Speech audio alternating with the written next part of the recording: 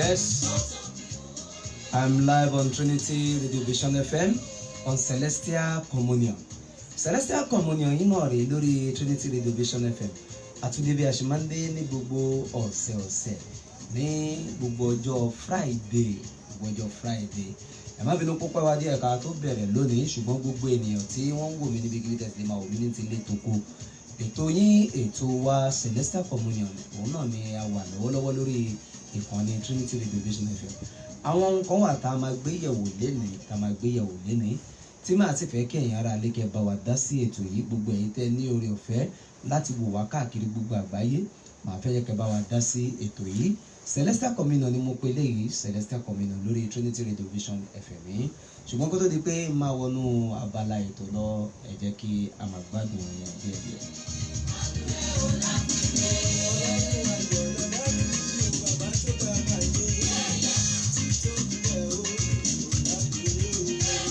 Kí la fẹ́ gbé yẹ̀wò lónìí? A fẹ́ sọ̀rọ̀ nípa àwọn orin wa lọ́lọ́kan òjọ̀kan níjọ mímọ́.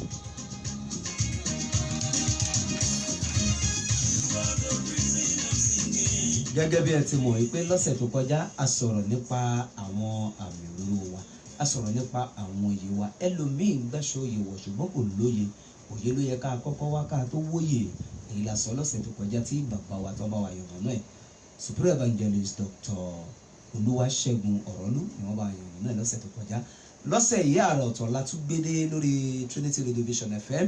Celestial Communion yìí náà lélẹ́yìí lórí orin wa ní ìjọ mímọ́. Máa ṣàlàyé àwọn ohun kan, máa sì sọ àwọn ohun kan fún àwọn ohun ìjìnlẹ̀. Ṣùgbọ́n màá fẹ́ jẹ́ kí gbogbo yín kẹ́ máa bá mi ká lọ lórí ètò yìí, Trinity Radio Vision FM Celestial Communion.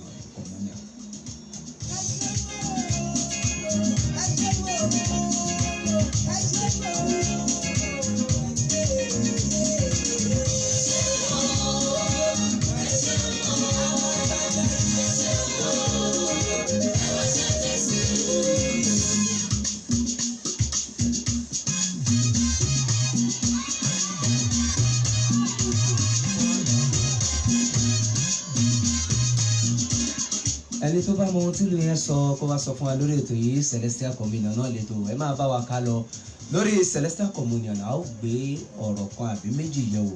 Àwọn ohun èdìdí, ohun ìjìnlẹ̀ tí a ò mọ̀, a ó sọ fún wa lónìí. Ẹ máa bá wa ká lọ.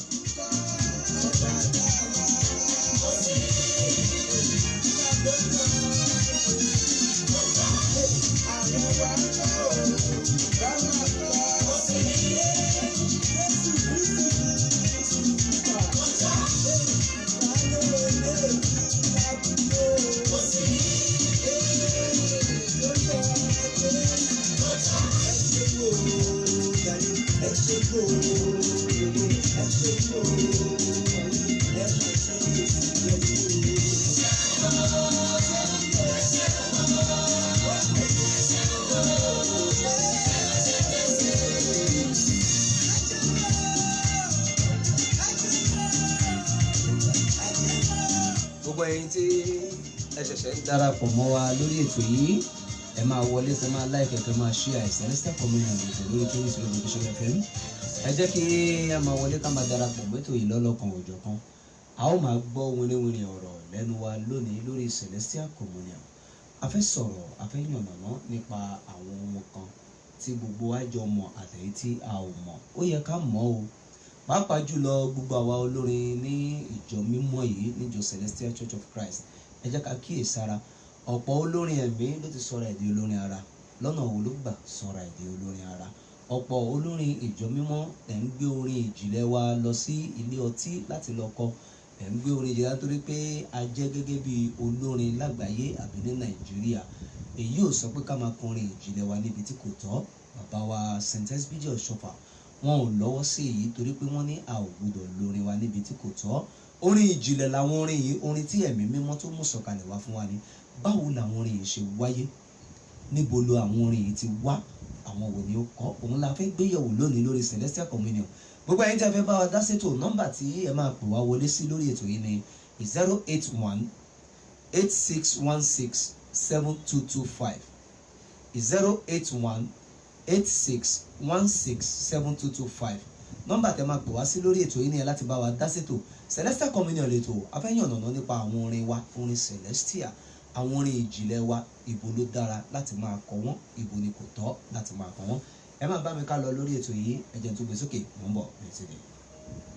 Mo ti lá ọ̀nà kan fún mi tẹ́lẹ̀ omi, ọ̀nà ìwà mímọ́ la ó máa gbé.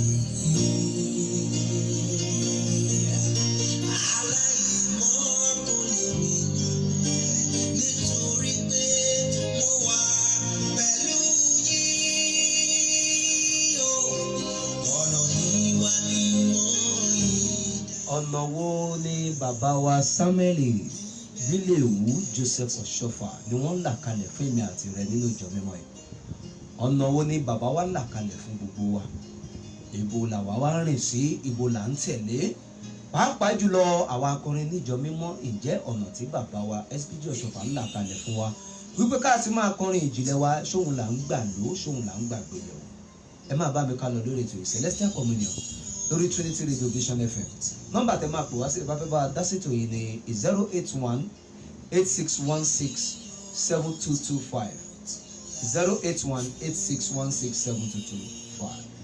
Ẹ̀jẹ̀ mímọ́, ẹ̀jẹ̀ gbígbé kẹ̀lẹ́ rìn lọ́nà ìwà mímọ́. Kìkìkì ẹ̀jẹ̀ gbígbé l'Olúwa ń béèrè, kó lè bá wa gbé lọ́nà ìwà mímọ́.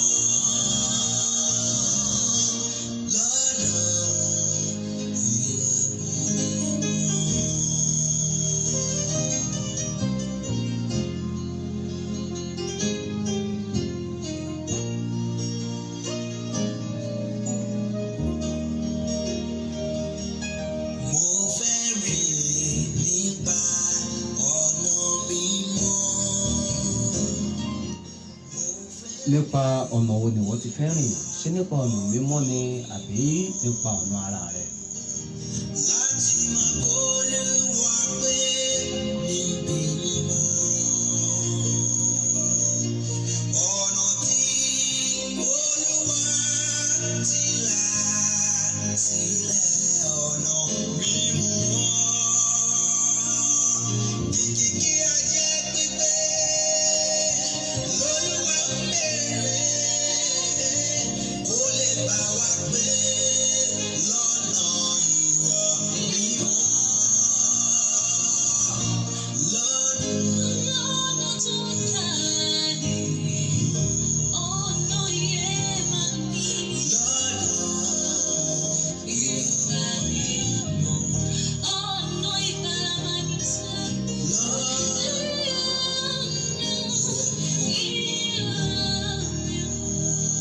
Ọ̀nà wo ni wọ́n fẹ́ rìn nínú Celestial Church of Christ? Ọ̀nà wo ni wọ́n fẹ́ gbé gbà? Ọ̀nà wo ni wọ́n fẹ́ tọ̀? Èmi ò mọ̀nà tí wọ́n fẹ́ tọ̀, mi ìmọ̀nà tó fẹ́ rìn, ṣùgbọ́n mo mọ̀ pé ọ̀nà mímọ́ lèmi yóò rìn. Gẹ́gẹ́ bí akọrin ní ìjọ mímọ́, ẹ jẹ́ ká rìn lọ́nà tó tọ́, ẹ jẹ́ ká rìn lọ́nà tó yẹ. Àwọn orin ìjìnlẹ̀ wa, ẹ jẹ́ ká lò lọ́nà tó tọ́ àti lọ́nà tó yẹ gẹ́gẹ́ bí ẹ̀mí ti fún wa. Gẹ́gẹ́ bí akọrin ìjọ mímọ́, ọ̀pọ̀ nínú akọrin ni wọn ò sí nínú ẹ̀mí mọ́. Ọ̀pọ̀ ni ohun ara ti gba ẹ̀mí kúrò ní ọwọ́ wọn. Mo fẹ́ ká mọ̀ wípé àwọn orin wa ní ìjọ mímọ́, àwọn orin ìjìnlẹ̀ ni. Ní ìgbà kan, nígbà ayé kan sẹ́yìn láyé àtijọ́, ẹ̀mí mímọ́ á sì bà lé ọmọ ọjọ́ mẹ́jọ, á sì lanu kọrin. Àwọn orin wọ̀nyí lẹ̀mí mímọ́ gbé wá tú ọmọ ọjọ́ mẹ́jọ tí àwa wá gbà lóde òsì tá à ń lò bí ó ṣe yẹ ká lò. Ọ̀pọ̀ á máa kọrin yìí níbi tí ò yẹ kí ó ti kọ́. Ọ̀pọ̀ á máa kọrin yìí láwùjọ àwọn èèyàn tí kò yẹ kí ó ti kọrin yìí, tí ò yẹ kó rí bẹ́ẹ̀. Orin wa níjọ mímọ́, orin ẹ̀mí ni, orin tọ́lọ́run fi fún wa ni, láti òkè ọ̀run wá ló ti fún wa, gba ọwọ́ àwọn ènìyàn kan. Pàápàá orin tá à ń kọ yìí, ọ̀pọ̀ nínú wa ò mọ bó ṣe dé, wọ́n rò pé compose song ni, wọ́n mọ̀ wípé orin tí ẹ̀mí mímọ́ mú sọ̀kalẹ̀ wá ni. Àwọn ẹlòmíín lò sí album wọn, àwọn ẹlòmíín kọ́ nílé ọtí, àwọn ẹlòmíín kọ́ láwùjọ bí tí ò yẹ kí wọ́n ti kọ́. Ìdílé ìdára bí. Òun ni mo ṣe gbé ètò yìí wá tí mo pè ní Celestial Communion láti ṣe àtúnṣe lórí àwọn nǹkan kan àti láti mọ̀ láti ní ìmọ̀ ìjìnlẹ̀ nípa orin wa ní ìjọ mímọ́. Kì í ṣe orin ṣá. Orin celestial kì í ṣe orin ṣá. Orin ìjọ mímọ́ kì í ṣe orin ṣá. Kì í ṣe orin tí a kàn ń kọ ṣá. Orin tó ní ìtumọ̀ ni orin tó ní ìmísí. Orin tó gbọ́dọ̀ máa kọ tí ìwárìrì gbọ́dọ̀ máa mú ẹ. Orin tó gbọ́dọ̀ máa kọ tó gbọ́dọ̀ máa fún ẹ ní ìrònú pìwàdà. Orin tó gbọ́dọ̀ máa kọ tí omijé gbọ́dọ̀ máa gba ojú rẹ kan pé Olúwa èmi ló ṣe yìí fún. Ìyẹn ni àwọn orin tí mò ń sọ̀rọ̀ nípa ẹ̀ tí mo sọ nípa orin ìjọ mímọ́, orin Celestial Church of Christ. Àti rí àwọn akọrin lóríṣiríṣi ní ìjọ mímọ́ lọ́pọ̀lọpọ̀.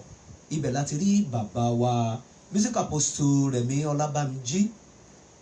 Music apostle Rẹ̀mí Ọlábàmíjí. Àwọn orin tí wọ́n ti kọ lọ́pọ̀lọpọ̀ jantoro tó jẹ́ compose song wọn òun láti rí. Àwọn orin tó jẹ́ orin ìjìnlẹ̀ ìjọ mímọ́ wa tí wọ́n sì ń kọ àrí bó ṣe ń lò, àrí àwọn ibi tí wọ́n sì ti ń kọ wọ́n. Èyí ṣe tó wá jẹ́ lóde òní làwa fẹ́ máa lo àwọn orin yìí nílòkulò. Lára orin tí bàbá wa music apostle Rẹ̀mí Ọlábàmíjí kọ, ibẹ̀ la ó ti rí ìjọ mímọ́ kò lè bàjẹ́ o, iná Jésù kò ṣe fomi pa, ìṣọ̀gbọ́n orí la fi dá, kápẹ́ńtà ni bàbá rán, a ò gbowó lọ́wọ́ òyìnbó rárá, ohun bàbá ló fi ránṣẹ́, ìjọ mímọ́ kò lè bàjẹ́ o láéláé. Ìjọ mímọ́ tiwa ò lè bàjẹ́ láéláé. Ìjọ mímọ́ tiwa ò lè bàjẹ́. Ìjọ mímọ́ kan ni, agbo kan, olùṣọ́ àgùntàn kan. Celestial Communion yìí òun náà la wà lórí Trinity Radio Vision FM. Àwọn máa yànnà náà ẹ̀ lẹ́sẹẹsẹ. Àtúrí bàbá wa àgbà nínú olórin níjọ mímọ́ tí gbogbo ayé mọ̀ ní Steve Pelemọ Bùrọ̀bùrọ̀. Bàbá Steve Pelemọ Bùrọ̀bùrọ̀. Àwọn náà kọ orin album, wọ́n sì lọ jẹ́ album títí wọn. Ibẹ̀ ni a ti rí evergreen yìí pé Olúwa rẹ̀ ni àpáta mi, ẹ̀rù kan kì yóò bà mí, nígbà tí èmi bá ké pè ọ́, yé o dá mi lóhùn.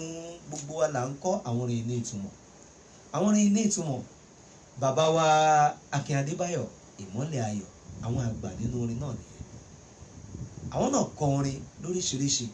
Wọ́n kọrin ní ìjọ mímọ́ yìí, àìmọye orin oríṣiríṣi tí àwọn náà produce.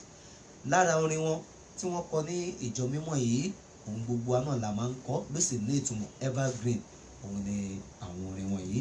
Ìyẹn túmọ̀ sí pé àtẹ́wọ́ mo bá là mí ò mẹ́ni tó kọ ìràwọ̀ mi, àtètè jí mo bóṣù lókè iṣẹ́ Olúwa ni ìràwọ̀ mi, ìràwọ̀ mi, ìràwọ̀ mi o, ìràwọ̀ rere, àtùpà mi àtàn kárí ayé, kò sẹ́ni tó fọwọ́ bọjọ́ kó máa yọ, kò sẹ́ni tó fọwọ́ bọ̀rùn kó máa yọ, ìràwọ̀ mi àtàn kárí ayé. Orin nìyẹn. Àwọn bàbá wa náà kọrin. Bẹ́ẹ̀ ni a tún rí àwọn àgbà ọ̀jẹ̀ nínú orin níjọ mímọ́ ìlọ́lọ́kan òjọ̀kan lóríṣiríṣi. Nínú wọn ni late Olúbùkọ́lá Ọlọ́mọ́là, late Olúbùkọ́lá Ọlọ́mọ́là tí gbogbo wa mọ̀ sí bàbá àrà. Àwọn náà kọrin lóríṣiríṣi ní ìjọ mímọ́ yìí. Àwọn orin tó ní ìmísí tó sì ní ìtumọ̀, ẹ rí pé òun làwọn orin. Wọ́n lo àwọn hymns wa níbẹ̀ tí wọ́n sì lò dáadáa. Àwọn orin ẹ̀mí làwọn orin wọ̀nyí tí mo sì fẹ́ kí gbogbo ènìyàn máa ṣe kíni ká máa lò dáadáa ní gbogbo ibikíbi tí a ti lè máa lo àwọn orin yìí. A gbọ́dọ̀ lò dáadáa. Ẹ jẹ́ ká gbọ́ orin láti ọwọ́ late Olúbùkọ́lá Ọlọ́mọ́là káwo báwọn náà ṣe lo orin tí wọ́n kọ.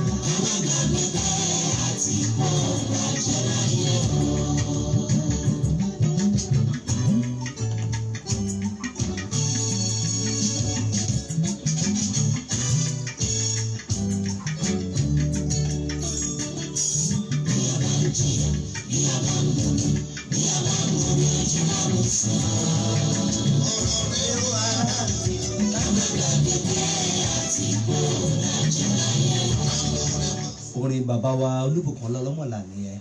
Àwọn orin nìyẹn. Bí a bá ń joyin, bí a bá ń jọkà, ká má gbàgbé pé àtìpó àti àlejò òun là jẹ́ láyé. ìyẹn túmọ̀ sí pé ohunkóhun tó bá ti ṣe láyé yìí a máa kọ́lẹ̀ fún ẹ. òun ni mo ṣe mú Celestial Communion wá lórí Trinity Radio Vision FM yìí tẹ̀ tí ń wò wá ẹ̀. a fẹ́ yànnà náà àwọn nǹkan kan lónìí. ọ̀pọ̀lọpọ̀ orin wa tá à ń kọ níjọ mímọ́ là kì í kọ dáadáa.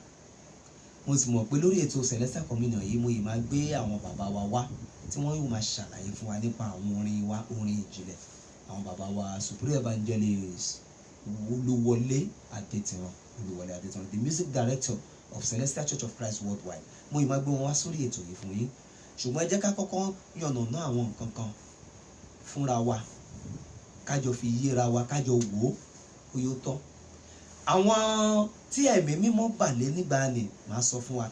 oríṣiríṣi àwọn ènìyàn ló wà níwájú mi báyìí tí ẹ̀mí mímọ́ bà lé tá a sì gba ẹnu wọn kọ àwọn orin ìjìnlẹ̀ yìí. àwọn orin ìjìnlẹ̀ tí kò ní ìtumọ̀ sí àwa tí àwa ń wò gẹ́gẹ́ bí orin ṣá. mo mọ̀ pé ẹni tó bá jẹ́ ọmọ ìjọ mímọ́ lótútù àti lódò á mọ̀ pé kò ń ṣe orin ṣá. orin ìjìnlẹ̀ ni orin tó ní ìtumọ̀ tó sì lè yí ìgbé ayé ènìyàn padà. kí n tó mẹ́nu bà, ẹ jẹ́ ká kọ́kọ́ wo orin yìí kájọ wò ó. mo ti máa ń sọ eléyìí ní àìmọye ìgbà. bàbá wa Steve Pelemọ Bùrọ̀bùrọ̀ ni wọ́n kọ orin yìí. ṣùgbọ́n orin yìí ó wà lẹ́nu àwa ìjọ mímọ́, a máa ń kọ dáadáa. ó dà pé wọ́n ti ṣe sínú hymns wa nísìnyí.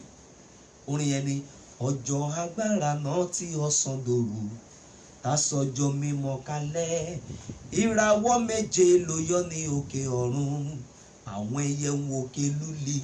orin yìí a sọ kalẹ̀. mo mọ̀ pé ẹ̀mí mímọ́ ló fún bàbá wa. ẹ rí pé orin ìjìnlẹ̀ ló ní ìtumọ̀. ṣùgbọ́n ọ̀pọ̀ nínú wa èyí tá a mọ̀ ń bẹ̀ tá a máa ń kọ stanza mẹ́ta péré ni.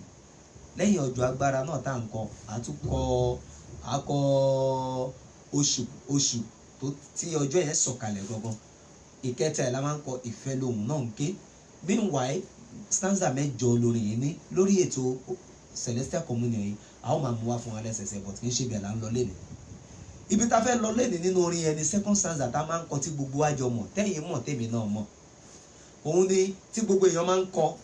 gbogbo èèyàn máa kọ pé oṣù kẹsàn-án ọjọ́ kọkàndínlọ́gbọ̀n ọdún 1947 iye yìí ṣẹlẹ̀ lágogo 3 ọ̀sán gbọ̀wọ́ SBJ Ọ̀ṣọ́fà.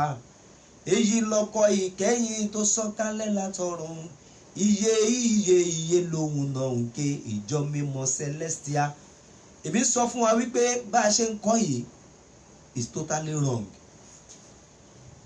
a ò gbà o. gbogbo àwa tá à ń kọ báyìí à ń ṣìkọ níṣẹ́ là ń gbé fúnra wọn. orin yìí ó sọ fún wa nípa ìjọ tí ìṣẹ̀lẹ̀ ìṣẹ̀lẹ̀. ìjọ tí ìṣẹ̀lẹ̀ dẹ̀ ṣẹlẹ̀ kì í ṣe on the 29th of September 1947.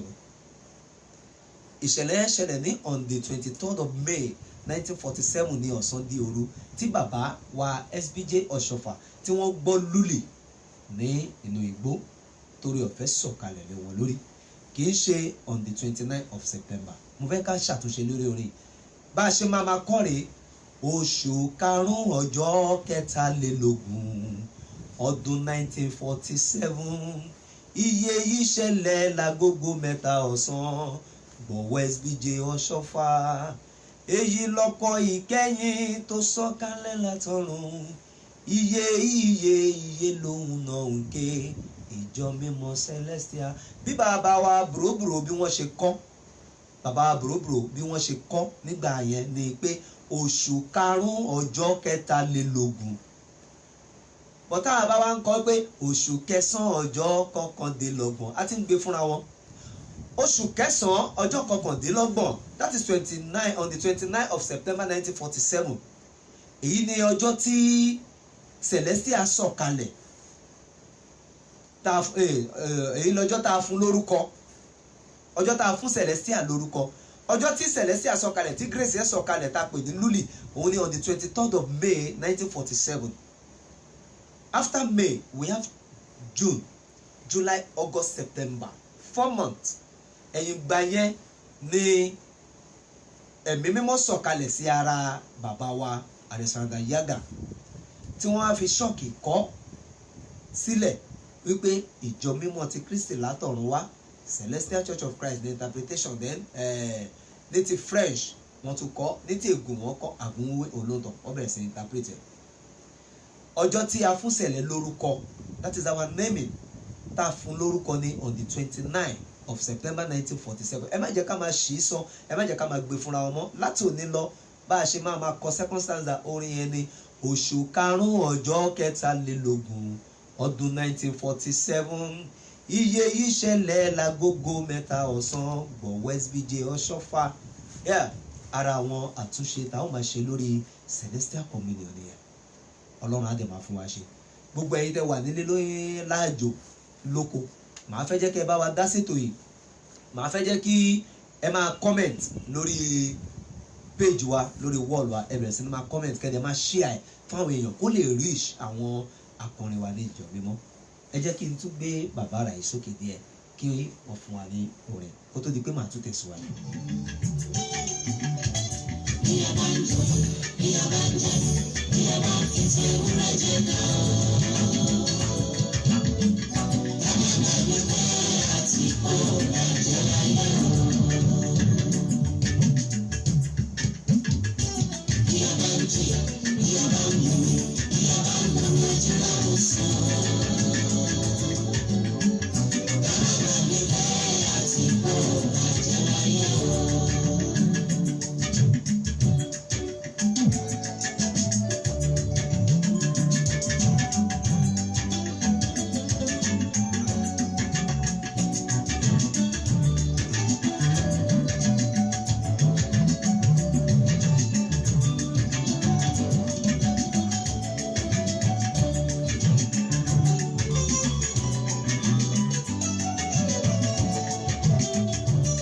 Interlude bàbá rà yìí sọ pé ọkọ̀ kẹ́yìn ti dé, Kristi ń pe ẹlẹ́ṣẹ̀ àwọn oníyèméjì òun yóò gúnlẹ̀ sí èbúté òfò.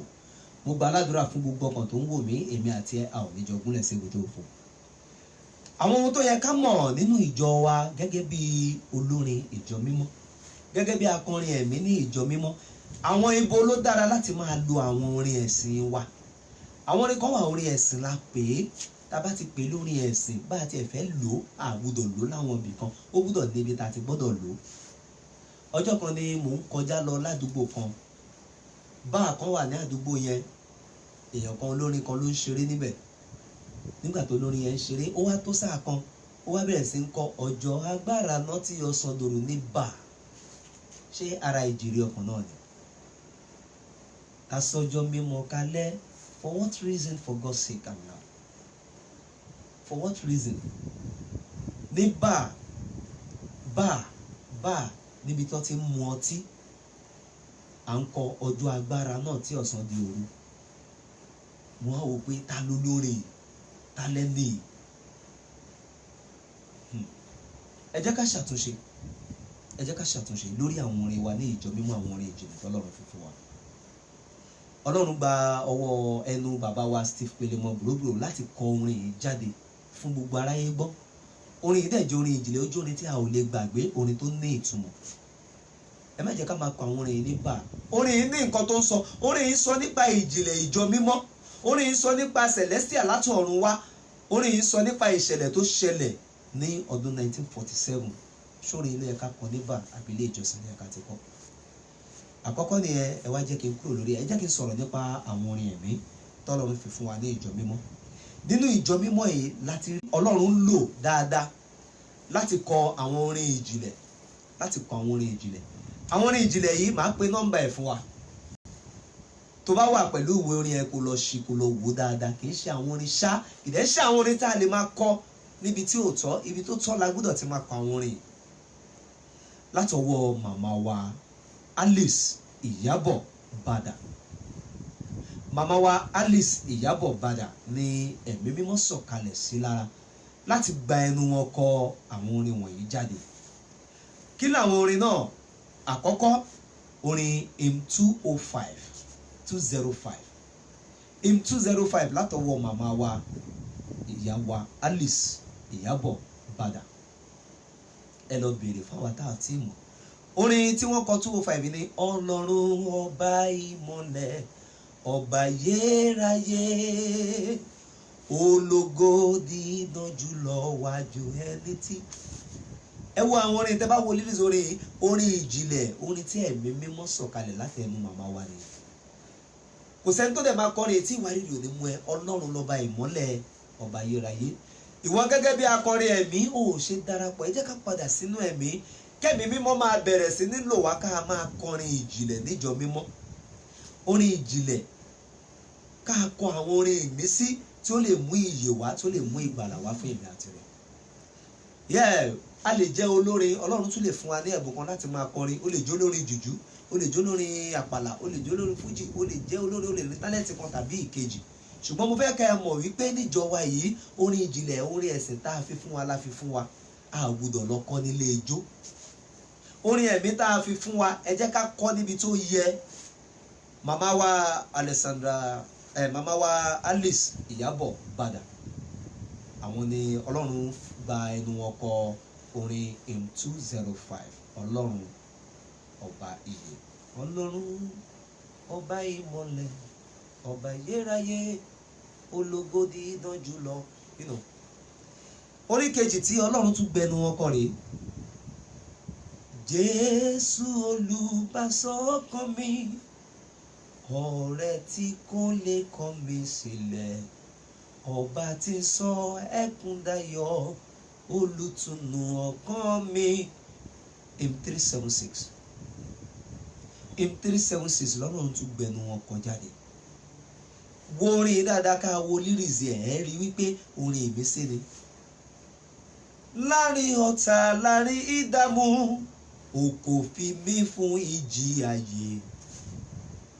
Olúwa mi mo dúpẹ́, mo dúpẹ́, mo dúpẹ́. Jehovah ní sí Olúwa ọ̀págun mi, mo dúpẹ́. Fún dásílẹ̀ ìjọ mímọ́ tó ṣojú ẹ̀mí mi. Orin ìjìnlẹ̀ wa rèé. Ẹnu màmá wa Alice Iyabo Bada mi Ọlọ́run ṣe kíni lọ́tún gbà kọ èyí jáde, ó di méjì. Orin kẹta rú ẹ̀wẹ̀ tí a tún gbà kọ láti ẹnu màmá wa Alice Iyabo Bada, òun ni hymn 774. Hymn 774 yìí ni mímọ́ ni Jésù Kristi. Gbogbo wa la mọ̀. Ẹ wo àwọn orin yìí, kẹ́jẹ́ ká wo àwọn lyrics orin, ẹ rí wípé ìmísí wà nínú ẹ̀. Ẹ jẹ́ ká náà tọrọ fún agbára ìmísí, agbára orin gẹ́gẹ́ bí akọrin ìjọ mímọ́ k'Ọlọ́run mí sí wa. Àwọn kan wà t'Ọlọ́run mí sí tí wọ́n ń kọrin ìjìnlẹ̀, tí wọ́n sì ń kọrin ẹ̀mí. Kò sí bó ṣe fẹ́ kọrin ní ìta, nílé ijó, lẹ́níwẹ̀ẹ́ tó bá dénú ilé ìjọsìn, orin ẹ̀mí mímọ́ yìí yóò sì tún balẹ̀ wọn akọ. Ìdí nìyẹn tí Celestial Communion tó ṣe wà, láti jẹ́ ká mọ àwọn ohun tí a ò mọ̀, láti yànnàná àwọn ohun kan fún wa, láti lè jẹ́ ká mọ àtúnṣe tó yẹ ká ṣe nínú orin ìjọ wa. Ìjọ Celestial, ìjọ tó lágbára ni, ìjọ tó létò ni, ìjọ tó ní ìlànà ni, t'Ọlọ́run fi rán bàbá wa Billy Owóọ̀ṣọ́fà wá sí ilé ayé. Nígbà t'Ọlọ́run rán Billy Owóọ̀ṣọ́fà wá sí ilé ayé, kò sẹ́nikẹ́ni níbẹ̀ o. Ṣùgbọ́n ẹ má jẹ́ ká gbàgbé pé bàbá sọ wípé ohun gbogbo tá a fi fún mi láyé láti lọ́run ni mo ti yọ̀ǹda fún yín, ọwọ́ mi mọ́. Bàbá ní ẹgbẹ̀rún ọdún sígbà táwa yìí, a ó jọ jùmọ̀ máa ṣe ni. Báwo ni wọ́n ṣe ń ṣe tiẹ̀? Báwo ló ṣe ń lò sí? Celestial tó wà yìí, báwo ló ṣe ń lò sí? Ẹ jẹ́ kí n tún gbọ́ orin láti orin ìjìnlẹ̀, láti ọwọ́ ìkan nínú akọrin ògo níjọ mímọ́ yìí. Ìkan nínú àwọn akọrin ògo níjọ mímọ́ yìí tí gbogbo wa mọ̀ ìlú mọ̀ọ́ká ni, òun ni Evangelist Samson Adékànbí Samibi. Lórí eléyìí tí ó ṣe wípé ẹ̀mí ìmoore, orin ìjìnlẹ̀, ẹ jẹ́ ká gbọ́. Sí Olúwa, ẹ jẹ́ ká fi ẹ̀mí ìmoore hàn, sí bàbá tó ṣe.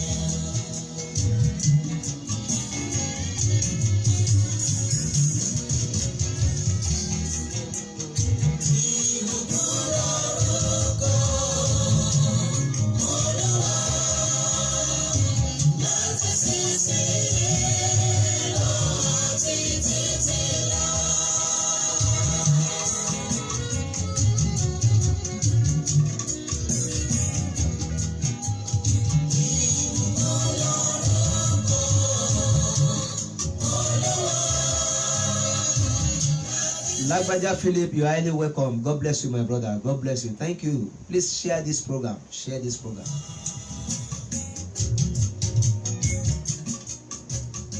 Very cool and enjoyable. máa gbọ́ lyrics yẹn àti instrumentalist yẹn bó ṣe ń lọ.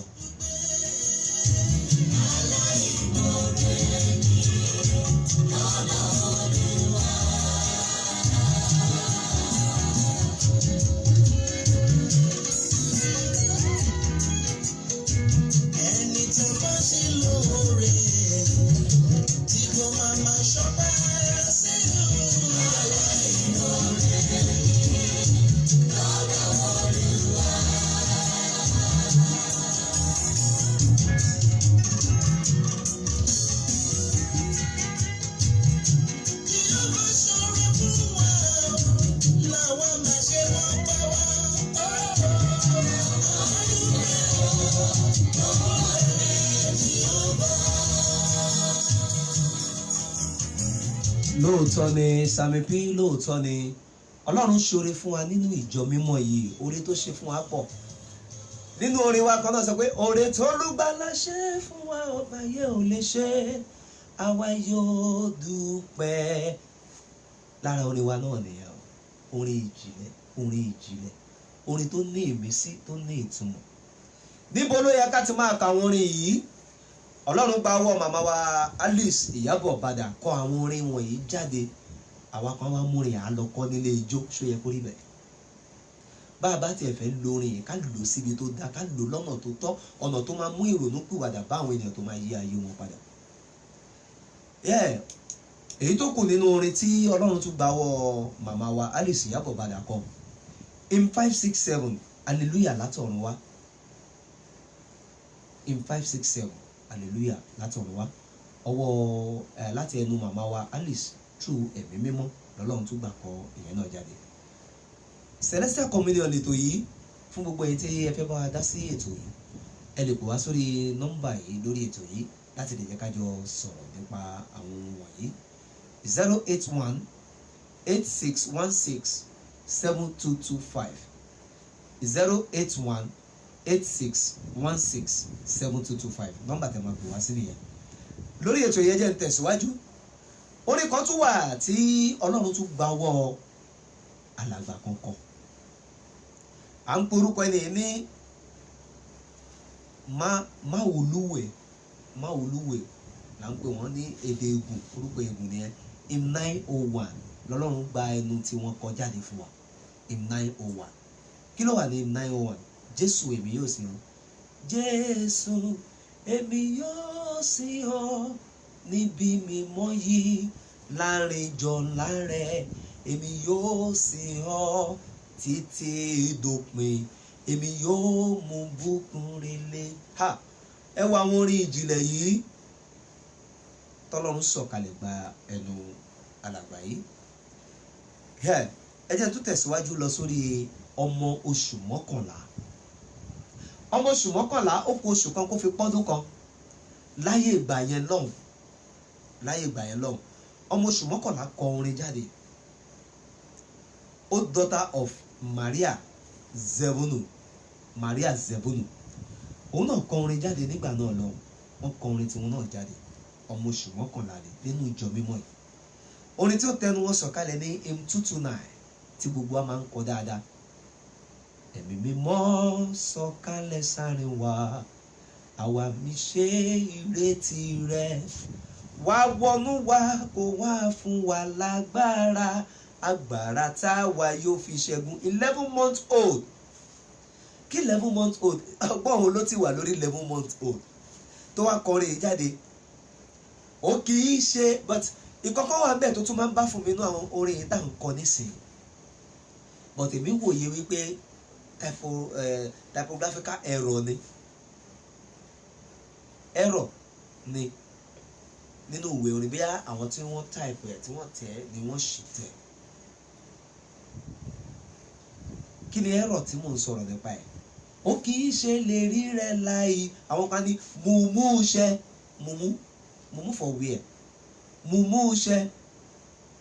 Ṣùgbọ́n gbà tí mo jókòó tí mo rò dáadáa, mo mọ̀ pé ó kì í ṣe lè rí rẹ̀ láì ní mú ṣẹ. Ó kì í ṣe lè rí rẹ̀ láì ní mú ṣẹ. Ó yàtọ̀ sí mùmú ṣẹ náà, but tí mistake bá wà nínú typing nínú ìwé orin, ó yẹ ká correct àwọn nǹkan wọ̀nyí déédéé. Ọlọ́run kì í ṣèlérí láì ní múṣẹ, ó gbọ́dọ̀ múṣẹ dandan ni. Orin yìí 11 months old ni Ọlọ́run gba ọwọ́ ẹ̀ láti kọrin yìí jáde, orin ìjìnlẹ̀. Orin yìí làwọn kan máa mú tá a máa lò nílòkulò, wọn lọ kọ nílé ijó, ṣó yẹ kó rí bẹ́ẹ̀. Ẹ jẹ́ ká ṣàtúnṣe, ká padà sí orí ìlànà wa ní Celestial Church of Christ. This is Celestial Communion. Celestial Communion. Ètò wa, ètò yìí, ètò gbogbo wa nítorí pé ìjọ gbogbo wa ni, ìjọ mímọ́ ti Kristi láti ọ̀run wá. Ẹ jẹ́ ká jọ túnṣe, ẹ jẹ́ ká jọ túnṣe, ká jọ ṣàwọn àtúnṣe kankan lórí àwọn nǹkan tó kù díẹ̀ káàtó. Mo ń bọ̀, ẹ jẹ́ kí tí Sami Pitu gbé sókè díẹ̀, mo padà wá.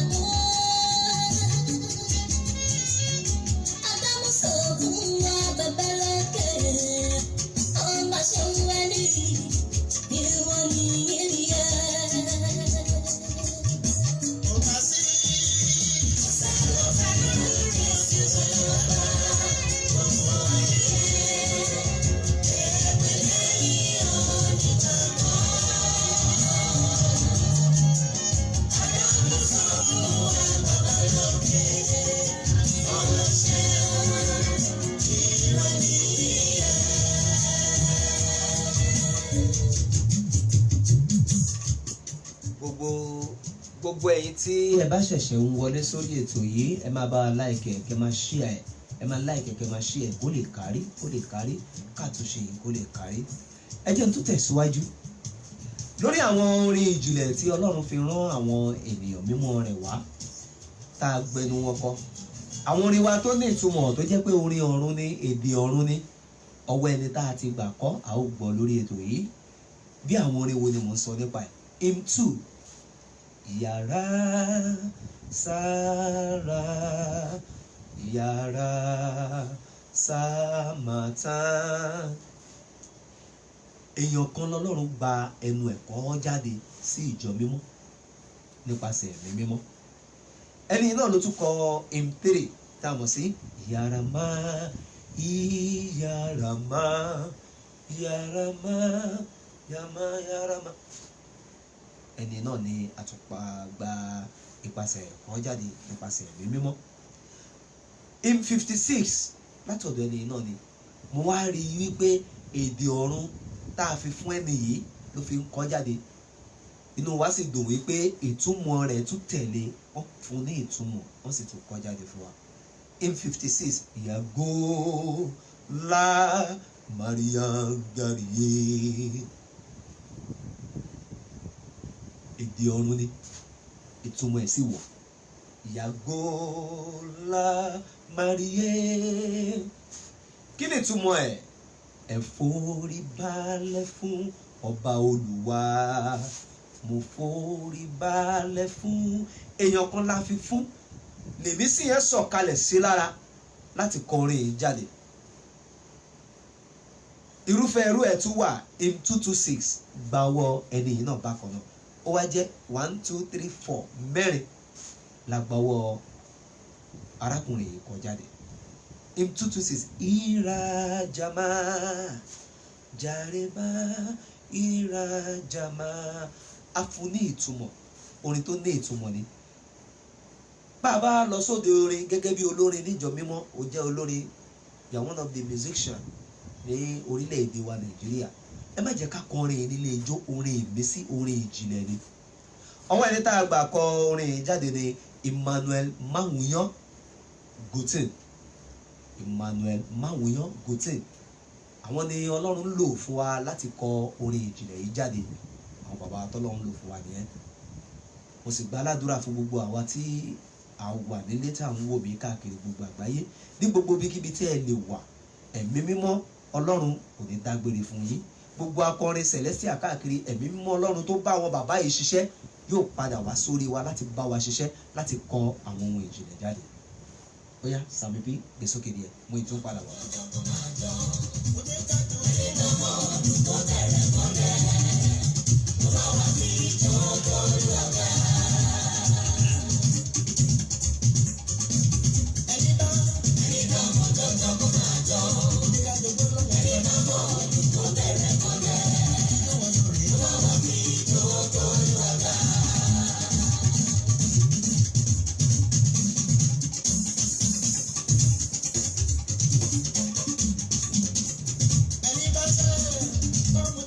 àlùjọ lélẹ́yìí látọwọ́ Sammy P ṣùgbọ́n ó ní ìtumọ̀.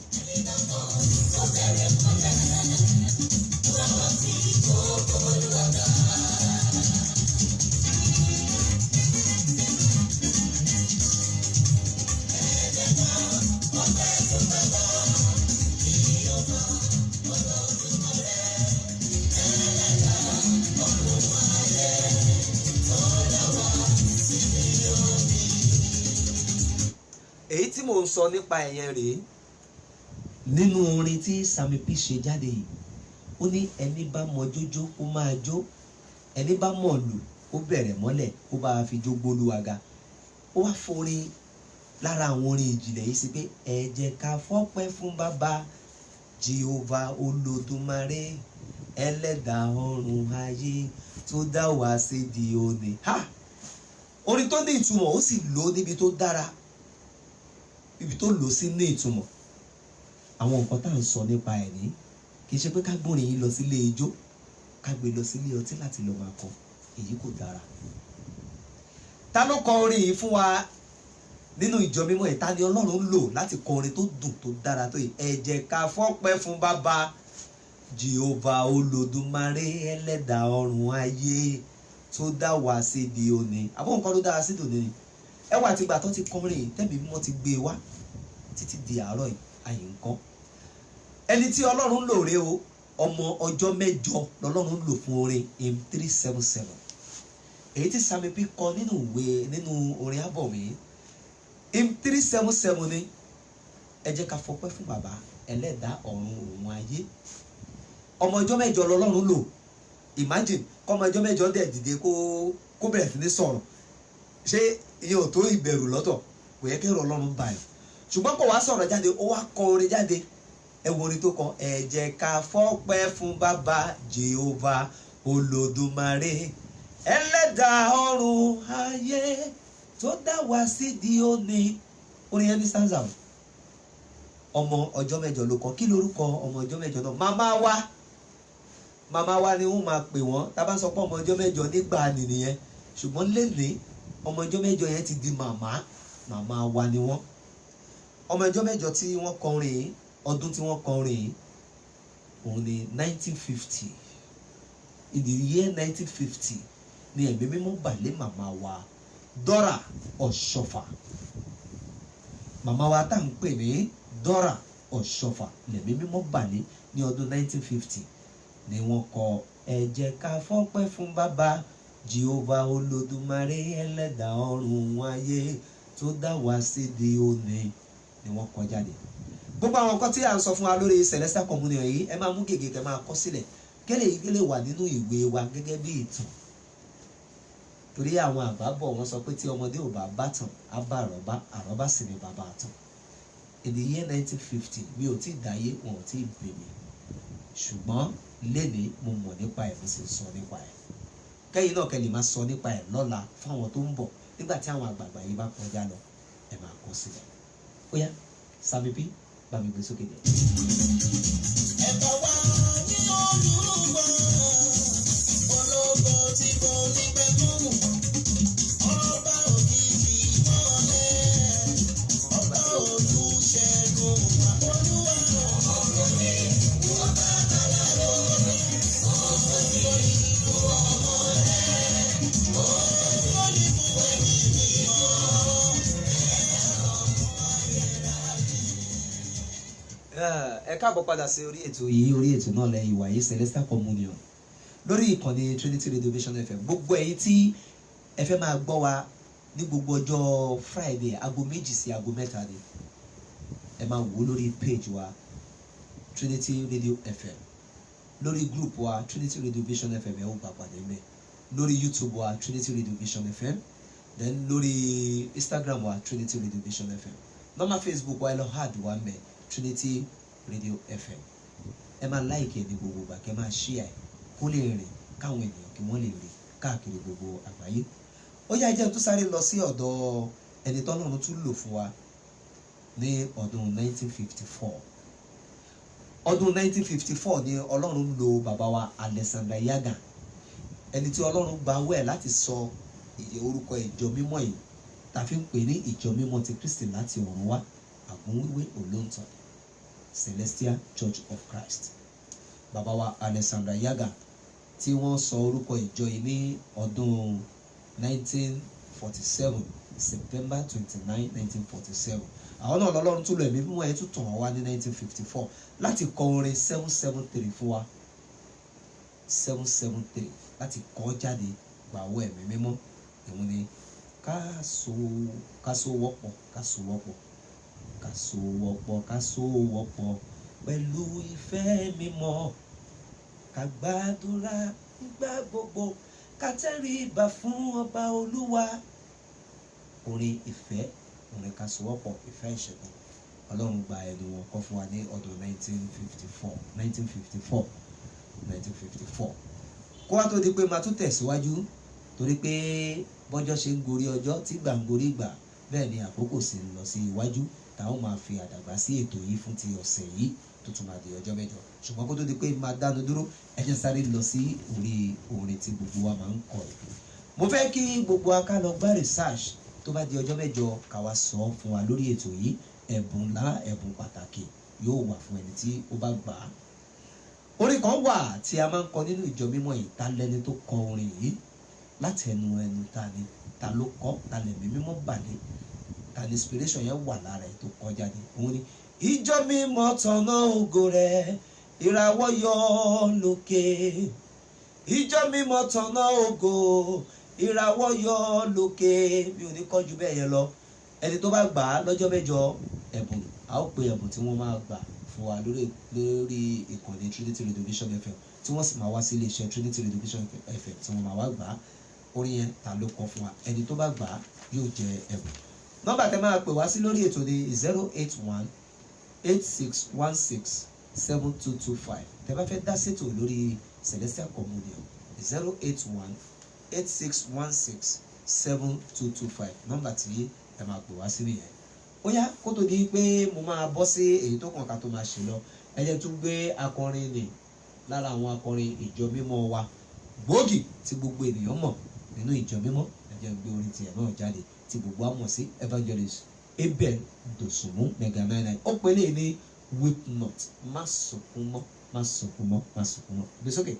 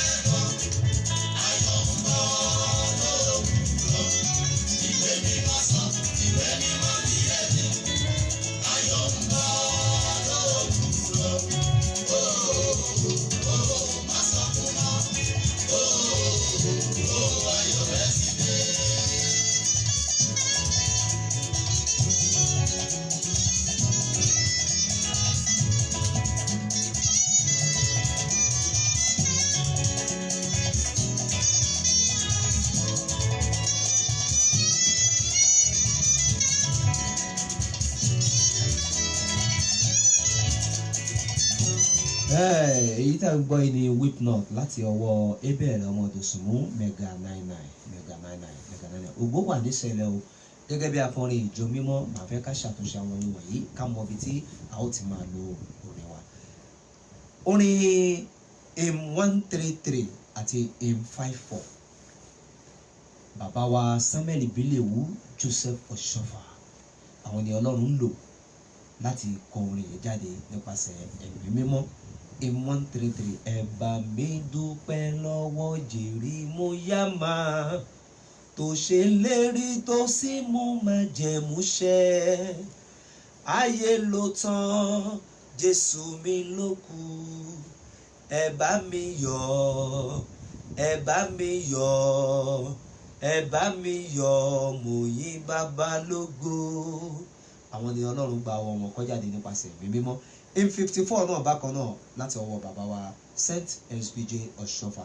Orin yẹn náà ni ẹ̀sìn ẹ̀sìn Olúwa Ọlọ́run bàbá wa lọ́kàn ọlọ́run fògo ọ̀run ayé kí gbogbo ayé lè wá rírí lábẹ́ agbára náà.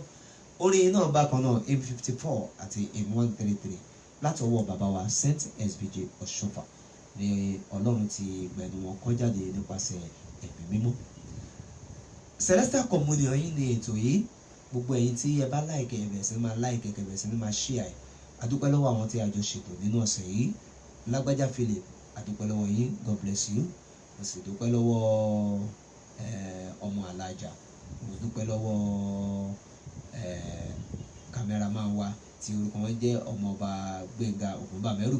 Mo sì dúpẹ́ lọ́wọ́ Gbénga Ṣódíyà, mo dúpẹ́ lọ́wọ́ Tèmítọ́pẹ́ Orúkọ̀tán tá a jọ tukọ̀ ètò lónìí. A ó máa fi ṣe lọ lórí ètò yìí lórí Celestial Communion lórí ìkànnì Trinity Radio Vision FM. Orúkọ tèmi kò yí padà, orúkọ mi ò yí padà, Fredolú Ògúnfúyè ní orúkọ tèmi. Tó bá tún di ọjọ́ mẹ́jọ ní dédé agogo 2 ọ̀sán títí di agogo 3, a ó máa pàdé lórí Celestial Communion. Èyí tá tún máa gbé wá lọ́sẹ̀ tó ń bọ̀ máa tún yàtọ̀. A ò parí ìtọ̀sẹ̀ yìí nítorí àkókò, ṣùgbọ́n tó bá dọjọ́ mẹ́jọ a ó máa sọ̀rọ̀ lórí, a ó máa yànnàná lórí ẹ̀. Mo sì fi dá yín lójú pé bàbá wa Supreme Evangelist Olúwọlé Adétiran wọ́n ń bọ̀ lórí ètò yìí láti wá yànnàná àwọn ohun kan tàbí ìkejì fún wa. Ẹ má gbàgbé wípé ìbéèrè wà nínú ọ̀sẹ̀ yìí tí a ó jẹ ẹ̀bùn lọ́sẹ̀ tó ń bọ̀. Ìbéèrè tó wà nínú ọ̀sẹ̀ yìí ni wípé ìjọ mímọ́ tọ̀nà ògo ìràwọ̀ yọ lókè, ìjọ mímọ́ tọ̀nà ògo rẹ̀ ìràwọ̀ yọ lókè. Ẹni tó bá kọ orin yìí tẹ̀mí mímọ́ bàdé tó kọrin jáde, ẹ sọ fún wa, ẹ sọ fún wa. Ẹ wá fi mẹ́sẹ̀gì yìí ẹ fi ṣọwọ́ sórí 0816 lórí WhatsApp wa 0816 lórí WhatsApp wa ni mò ń sọ̀rọ̀ nípa èyí. Lórí WhatsApp wa ní kẹ́ ti send message answer yín sí. Ẹni tó bá gbà á máa announce orúkọ lọ́jọ́ mẹ́jọ. 081-8616-7225 lẹ́ẹ̀kan sí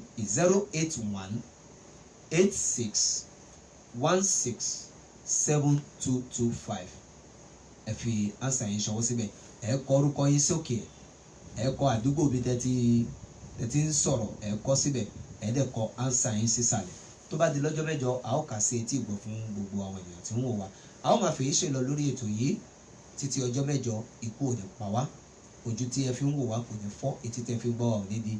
Ẹ̀mí ìgbọ́ àti àyàgbàṣe Olúwa yóò fi fún wa, olú ìjọ mímọ́ yóò gbé gbogbo wa lórúkọ Jésù Kristi Olúwa wa, àmín. Ẹ jẹ́ ká máa fi mẹganáda yìí ṣe lọ. Weep not, má sunkún mọ́. Ìwọ náà níbikíbi tó wà, mo pàṣẹ sínú ayé rẹ pé o ò ní sunkún mọ́. Ó dìgbà kan náà. Ìròyìn gbéga tó ṣe.